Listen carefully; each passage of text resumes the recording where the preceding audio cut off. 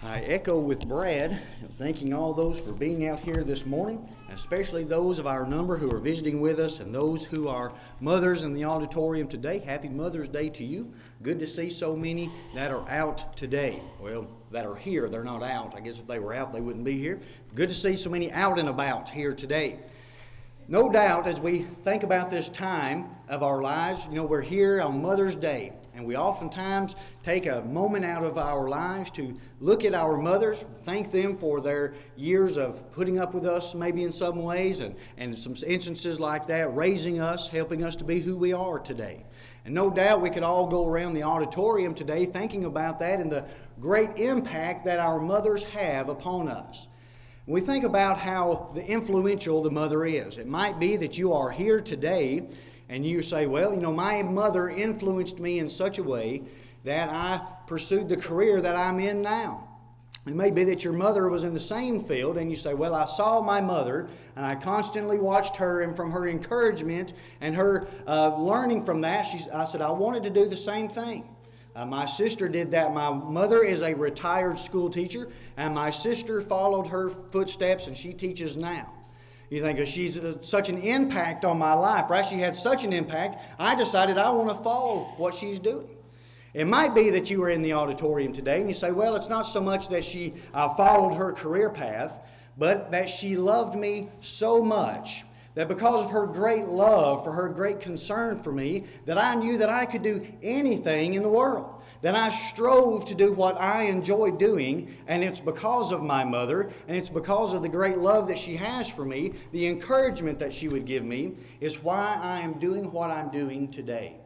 We could go around again the auditorium and notice the impact that a mother has. Now, I will say this, unfortunately there are times that our mother and the decisions that they make sometimes affect us in a way that we say, I don't want to be like my mother. And that's a sad state to be in, that we have to say, well, I don't want to follow my mother, but sometimes the impact, though it may be negative, may have a positive influence on that individual to the point that they say, no, I'm going to do better. I'm going to do better in my family. I'm going to try to break that cycle. So we find the great impact that a mother has on our lives. Now this morning, for a few moments, you can be making your way to the book of Exodus. We will be beginning there in chapter 1, Exodus chapter 1.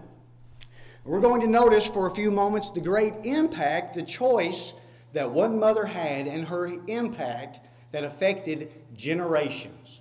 So we think about that in our mind today. What kind of choice could a mother make that would impact generations into the future? And that's who we're going to be studying about today. You may not know her name as much as you know the name of her son. Getting there to Exodus, you might be beginning to put it together. We're going to be talking about the mother of Moses. Now, if you know her name, it's Jochebed. And again, we don't mention Jochebed too much. We may mention her simply as Moses' mother, but you don't hear her name often in Scripture. We're only going to find just a few passages there, but we're going to talk about the decisions that she made and the impact that she had upon her son. So, a little backstory into what we're talking about today. For the Bible student, we recall that the Bible teaches us in the end of Genesis that Joseph would be sold by his brothers into slavery, and that he would be sold and he would find himself in Egypt. And while he is down in Egypt, he would be brought into Potiphar's house. He would be falsely accused, placed into prison, and because God was allowing Joseph to be able to interpret dreams, he was able to be ultimately end up being Pharaoh's second-hand man. That Pharaoh would have the dream, and they reminded of Pharaoh of the man in prison that was able to interpret the dreams, and he brings Joseph out, and we find Joseph being established in Egypt. Now that's important as we look at this, because the Israelites, Jacob being Joseph's father, his name being changed to Israel, so we have the Israelites. They are now down in Egypt because Pharaoh says, bring your whole family down here, Joseph. We all want them here. So they established themselves in the land of Goshen. They're just south of Egypt. So we have this great multitude of the children of Israel being gathered down in Egypt. Now we find in Exodus chapter 1, looking there in verse 8, it says, now there arose a new king over Egypt, which knew not Joseph. So we have a change in the hierarchy, and this new Pharaoh, and again the Pharaoh was just a title for a king, so you have a lot of pharaohs through the years. So this man says, I don't like the Egyptians being so numerous. We need to slow them down. We need to stop the progression, because they said, we're not afraid of them so much coming and attacking us, but we are afraid that another enemy may come in and they may fight on their side. And our southern border, there being in Goshen, may be exposed. Now, we said all that to say this. Notice with me what the Pharaoh decides to do with the children of Israel. Right? For the Bible student, we're beginning to put all this together. We find there in verse 10, it says, come on, let us deal wisely with them, lest they multiply and come to pass that when they falleth away any war, they join also unto our enemies and fight against us, and so get them up out of the land. Therefore they did set over them taskmasters to afflict them with their burdens. And they built for Pharaoh treasure cities, Pithom and Ramses. So we find them there, those that have been here for the Wednesday night class, remember in Numbers they left Ramses. This is the treasure city that they would build for him. But the purpose of the hard labor was, Pharaoh says, maybe they will miscarriage with the children. If I put them in so much labor, maybe that will cause the women unable to be pregnant, and that will slow the progression of the Israelites. That will slow this great population growing. But we find that they did that. They served them. But notice in verse 12 of Exodus chapter 1, but the more they afflicted them, the more they multiplied and grew. And they were grieved because of the children of Israel. So they begin to grow. They begin to multiply. Now notice the second step that Pharaoh is going to do. And again, we're leading up to the decision that Jochebed is going to have to make. Notice in verse 15 of Exodus chapter 1, and the king of Egypt spake to the Hebrew midwives, of them which the name of the one was Shiphrah and the other Puah. And he said, when ye do the office of a midwife to the Hebrew women, and see them upon the stools, if it be a son, then ye shall kill him, but if it be a daughter, then shall she live. So what's happening here in Egypt is Pharaoh is trying to cause a mass genocide of the Israel race. He said, if you see a boy being born, you kill it. I don't want any more male children. And these midwives, they may have been the only ones doing the process, or they may have been the heads over that. It reads like they are the only two women serving this. But what do they say? They tell Pharaoh. They're afraid of Pharaoh, or they're afraid of God more than they are Pharaoh. And they say, well, by the time we get there, the women have already had their children, and we really can't do anything about it. Now notice in verse 22, and this is where we're getting to. Verse 22. That's not slowing it down any. In fact, we find that God blesses these midwives because they chose to obey God rather than to obey Pharaoh. But notice in verse 22, and Pharaoh charged all his people, saying, every son that is born ye shall cast into the river, and every daughter ye shall save alive. Now, with that, what we have here today is the choice that Jochebed must make. She has been told by the most powerful man in Egypt that if you have a son, you are to kill this son. He can't stay, all right? I don't want to have any more male children. I've tried to kill them by the vigorous labor that I was giving to them. I tried to kill them by the midwives, telling them to kill the children. Now I'm commanding you personally, if you see that you have a male son, you kill that child.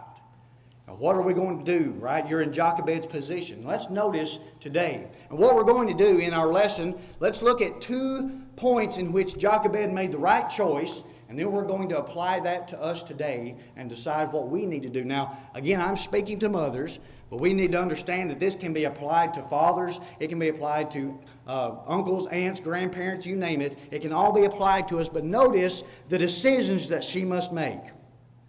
Our first point is that she chose to obey God's will and not the will of man. Now that's important. And she decides that she says, all right, if Pharaoh has said, you kill that son if you have it. But we find that he tries to kill them, but she says, I'm not going to listen to this decree. Now, let's not take away from the fact that she is a Israelite in the land of Egypt. Pharaoh's the most powerful man in the world at that time. He can do anything. Now again, we go back to the Genesis account. We made mention of it earlier that Joseph is in prison, but who's he in prison with? He's there with the cupbearer and he's there with the baker. Now the King James, the Bible teaches us that he says they offended Pharaoh. That's it. That's all they had done. They had not taken tried to take his life. They had not orchestrated any kind of assassination to this man. It simply says they offended him. He's Pharaoh, right? He is deity. They have offended him, cast him in prison. We find that eventually the baker will be hung and the cupbearer will be restored back to his position. But Pharaoh was able to kill a man simply because he offended him. That's it. So this is the type of man that Jochebed is having to go up against. If she chooses to have that child, and she says, yes, I'm going to keep this child, I'd rather obey God than man, she risks, again, ultimately death for herself, ultimately death for her son. So what is the choice? What would you do? Now again, not only what he did with the cupbearer and the baker, but again, a mass genocide of the Israelite race. If I kill all the boys, what's going to happen? All the girls marry the Egyptians, they have families, and eventually the Israelites are wiped out. He's saying, I want them all gone. I want them erased. But what do we find? The order or the strength that Jochebed had in order to say, I'm going to follow God versus following man. Now, for an instance this morning, what if Jochebed had said, well, God or Pharaoh, he's really the supreme leader. I've got to listen to him, and I'm going to instead kill my son instead of rescuing him. But what we find, those might be reminded in Esther chapter 4 and verse 14, those that have been studying that in the Sunday morning class, we remember what Mordecai said. He said, well, God, if you stay silent at this time, Esther, if you stay silent, God will just raise up someone else to deliver us. So we say, well, if Jochebed had just listened to Pharaoh and cast Moses into the Nile River, well, he would have just raised up somebody else. But we find the strength and the faith in Jochebed, and we find them impacting him. Now, let's go over to Hebrews chapter 11. And let's notice this. We're going to be kind of flipping back and forth, but we'll stay the majority in Exodus. But Hebrews chapter 11. And let's notice something here about Moses' parents and the faith that they had. Hebrews chapter 11, oftentimes referred to as the roll call of faith. We find that the roll call of obedience, either which way you want to demonstrate that. Notice in verse 23 of Hebrews chapter 11. By faith Moses, when he was born, was hid 3 months of his parents because they saw he was a proper child, and they were not afraid of the king's commandment. So what we find here is saying, I'm not afraid of the king. I'm going to hide Moses. They hide him for 3 months. And we find then, notice but in verse 24, by faith Moses, when he was come to years, refused to be called the son of Pharaoh's daughter. What we have is that Jochebed said, I'd rather obey God. I would rather do what God has commanded me to do. Notice back in Exodus chapter 2, and we found just like what the Hebrew writer says, Exodus chapter 2, verse 2, and the woman conceived and bare a son, and when she saw that he was a goodly child, she hid him 3 months. Now, according to tradition, the idea that Moses was a beautiful child meant that God must have shown favor upon him and that he was going to be chosen to do something. We say, well, they said, surely God has a plan for this child because he's a beautiful child, right? A proper child, a goodly child. So what does she say? The faith that I have, I choose to obey God versus man. Now let's look at point number 2.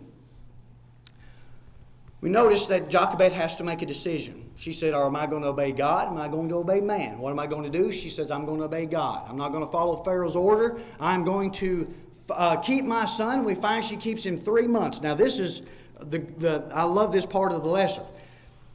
The influence that she has enough faith in God that she says, I'm not going to obey man. She has that much faith, and she instills this upon her son. Now we're going to notice this.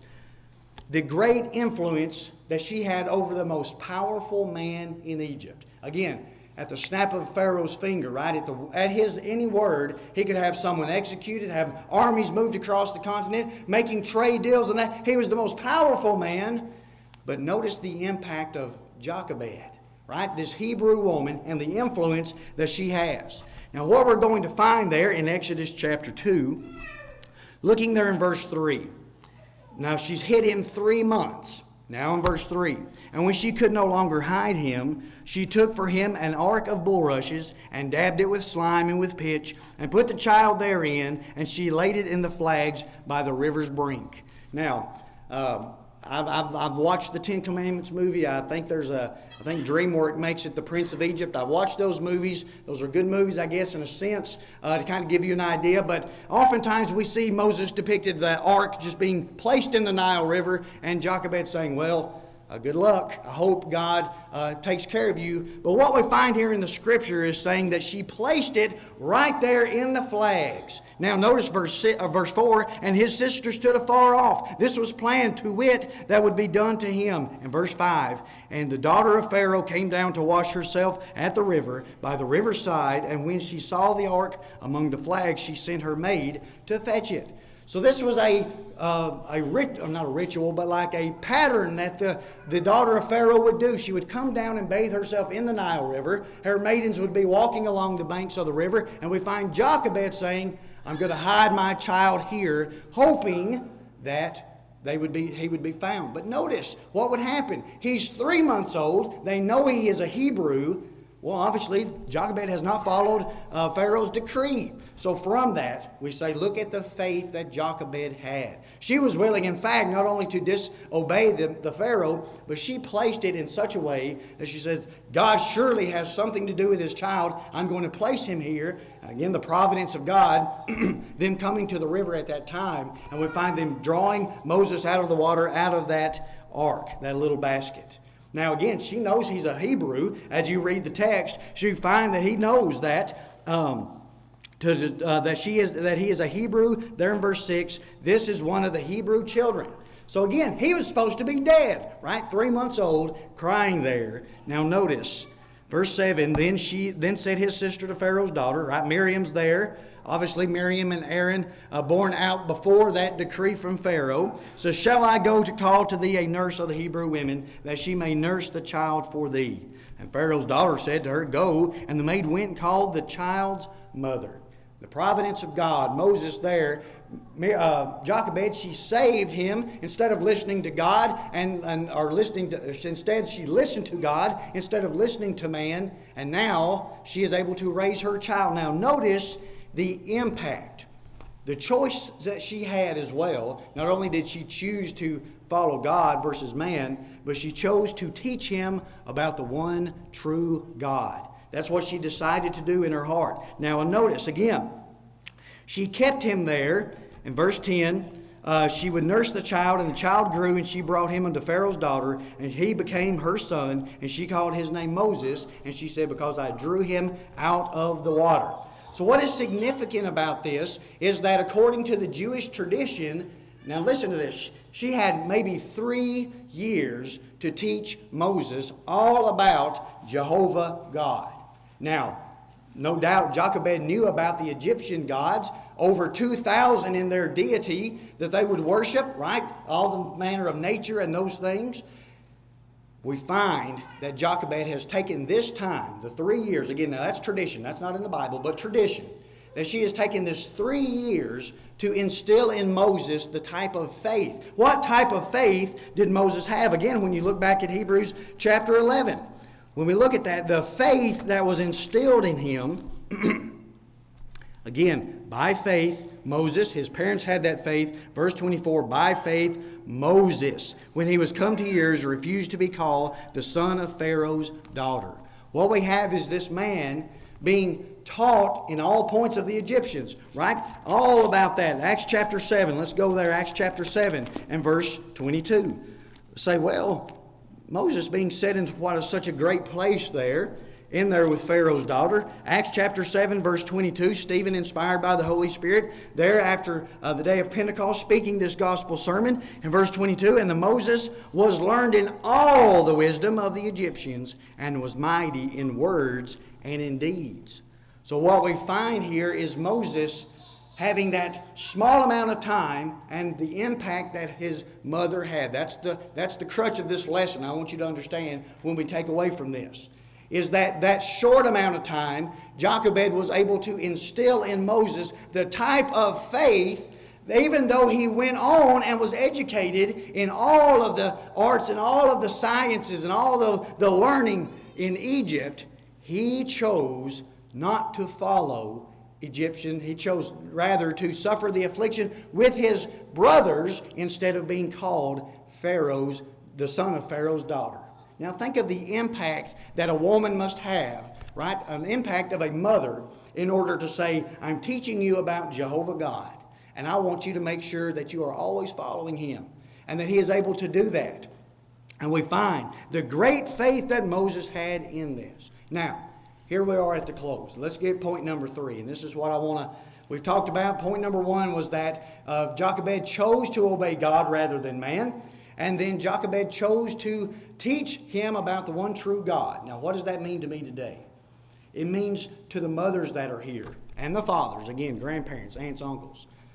What kind of choice are we going to use? Are we going to choose to talk to our children about God? Or are we going to obey God rather than man? Are we going to obey God rather than the world?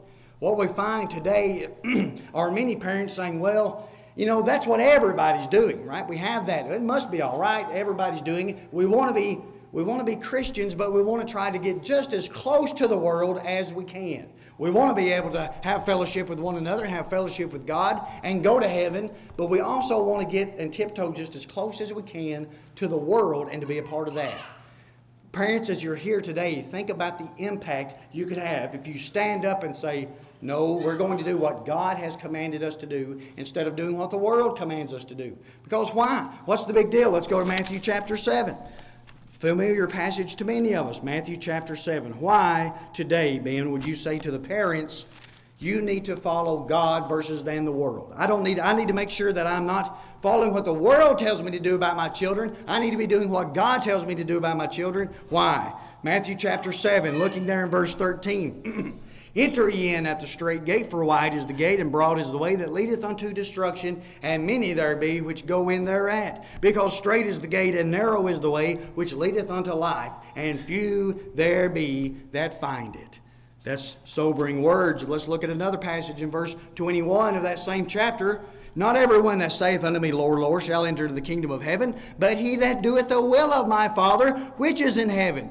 Many will say to me in that day, have we not prophesied in thy name, and in thy name cast out devils, and in thy name done many wonderful works? And then will I profess unto them, I never knew you. Depart from me, ye that work iniquity. Friends, why is it important today as parents to say, I'm going to follow God versus the world? Because the world has an impact upon our children today. 1 Peter chapter 5 and verse 8, we understand our adversary as the devil is like a lion, a roaring lion, walking about seeking whom he may devour. We understand that it's right there in your face. We can see it. Turn on your phone, turn on your television, anything like go outside and get into the public. We see the influence of the devil, and as parents we must say, I need to follow what God has commanded me to do. Now the next choice you must make as parents here today. Are you going to use this time to teach your child about the one true living God? Or are you going to be like that? Let's go to 2 Timothy chapter 1. Let's notice the great impact women may have upon someone. 2 Timothy chapter 1.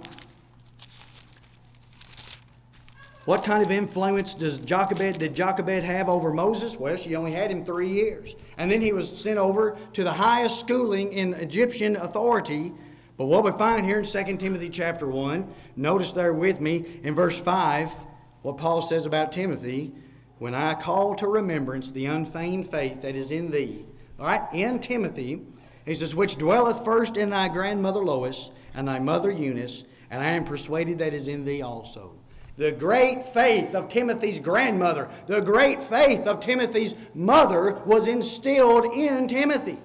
Friends, we have to realize that, right? Again, mothers, fathers, grandparents, aunts, uncles. The influence that we can have. No doubt there are many that are here today, and they say, well, I'm here because of my mother, right? I'm a good, faithful member of the church because of my mother, because of my father. The impact that I was taught, and I think about our children back here in our classes. I get tickled when I talk to Tyler Moss about Riley Ann being back there, and the fact that she's excited to go to Bible class, the fact that she can tell him about these accounts that we're talking about today. From an early age, they are told about this. and they say it's followed with me my entire life. Look at the influence that you can have and say, well, I've only got them for a short time, Ben, and then they're in college, and then they're gone. You got to make their own decisions. That's true. You only have them for a little while. But Jochebed didn't have that long, but she was so faithful. Her faith was so strong, and she dedicated all of her time, no doubt, to teach Moses about the one true living God. Are you doing that today? Are you trying to take every opportunity to teach your child? We say, well, I get to church when I can. Times are busy. I know they are. I get to church when I can, when it's convenient for me and my family. And then when our child goes off and they don't have that foundation under them, we say, well, they should have had a youth group going on at the church. Preacher should have been better. I'd have been out there more, right? We look at that and the impact down the road, the future generations. We can say that both ways, and we're going to close with this. Friends, you could be here today and the impact you could have. No doubt, I've been going back and looking through the church history and even through here in Crockett County, and we're looking at the generations that are back connecting with these churches. And we think at one point in time, someone decided, I'm not going to be a part of this denominational church. I'm going to be a part of the one true church. And from that, we have descendants now in services. And you think about the impact of that one person. But it could go the other way, you understand. That a child could be brought up in the church learning these things, and they could go the other way and impact generations to come. Friends, what's the choice going to be today? Are you going to do what God commands you to do? Right? Are you going to obey God? And are you going to have that type of faith and have such a strong faith that you encourage your child to do the same? Now, friends, I understand. I'll leave you with this. That I understand that we can have children and bring them to church every day. The doors are open. Put them in everything we can do, and sometimes children still depart. But we find that Moses, he was even at 40 years old when he went out to defend one of his brothers, right? He was an older man, and he goes out. But we realize, friends, sometimes they come back around. It may not be in our timing, it may be in God's timing. But we have to understand if we can instill that in our children, the better off they will be to stay faithful to the cause. We close today with the Lord's invitation. Again, it's not mine. It's not the Murray City Church of Christ invitation. It's the Lord's. He begs you that if you are here today and you're not a child of God, to have that time and opportunity. We don't know that we'll have any time after this. We understand we may be here today and you say, I can remember my mother. I can remember my father telling me about that. The encouragement that they wanted me to obey the gospel. They wanted me to be a child of God. Friends, you have that time and opportunity to do so today. We understand we can hear, believe, repent, confess, and be baptized, and we are added into the church and have our sins washed away in baptism. Friends, you can be that child of God and then be faithful. Revelation 2:10, be faithful unto death, and realize that we need to follow what God says, and we need to teach that to our children at any opportunity that we have. Friends, if you're here today and you're subject to the Lord's invitation, won't you come forward now as we stand and as we sing.